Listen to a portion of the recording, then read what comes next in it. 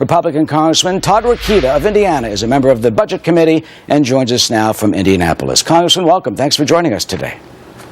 Yeah, good to be back. You think there'll be a deal before we run out of money?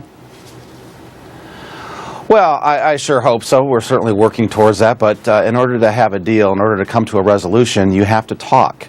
I mean, whenever there are serious disagreements, whether it's within your family, Eric, or your neighbors, or whatever, you can't get to resolution until you talk.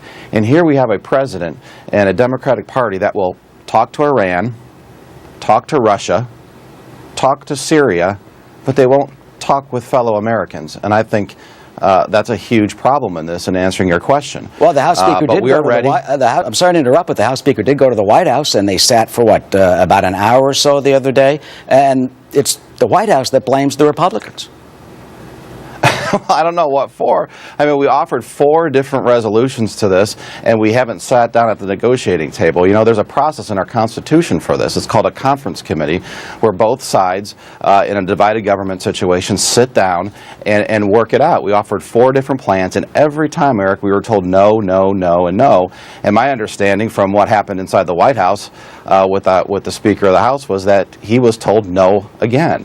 So, no, I mean meaningful talk, not just so you can go out to the camera and beat up the other side over the head and say that you had a meeting. So how do we get to that point? We have to have leadership. Yeah, I mean, both sides seem to be dug in. The Speaker apparently, according to reports, could be working on a stopgap spending bill, maybe cobbling together, the 200 Democrats and 20 Republicans or so to get this thing open again. Do you think that will happen?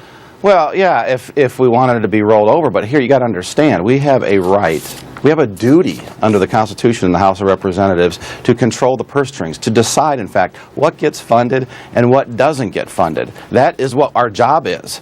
And so if you don't believe that, if you don't understand that part of the Constitution, then we have a problem here. And by the way, I don't have any idea why the Democratic Party and the President and Harry Reid want to keep beating up on certain members of our society called the Tea Party. Which, by the way, whether you go to a Tea Party meeting or not, if you believe in the Constitution, if you believe in spending cuts and not putting more on your plate in the here and now so your kids don't have to pay for it later, then you're a Tea Partier. That's all these folks want, and that's all these folks believe in. And by the way, I think it's a large section of America.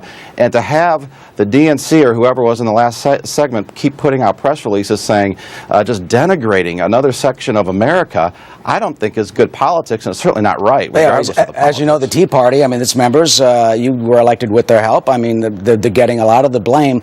But where do we go? Let's take a look at some possibilities that are being discussed now to try and solve this. I mean, any deal, if there is a deal, could cut spending. Could there be a dollar-for-dollar cut for every hike? Yeah. You cut it. What about Obamacare and that medical tax? I think that. You get sure. Medicaid, Social Security, slowing the growth there, a means test on Medicare, long-term tax changes. What, Congressman, do we do? I think that can all be on the table. I think it's important for your viewers to realize and for us to remember that the continuing resolution is on the discretionary side of the budget. It's about funding really only about 40% of the government. Just like your Social Security checks are still going out, just like Medicare services are still being provided.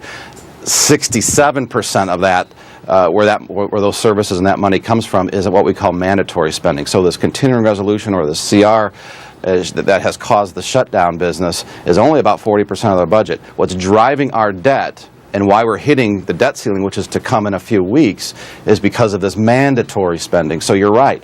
If these two issues, the CR and the debt ceiling, are conflating into one, if we're going to raise the debt ceiling, we have got to do some things to pay down that debt. What is driving that debt? If we just keep raising it without correcting the problem, we're just leaving the children of tomorrow with our bills.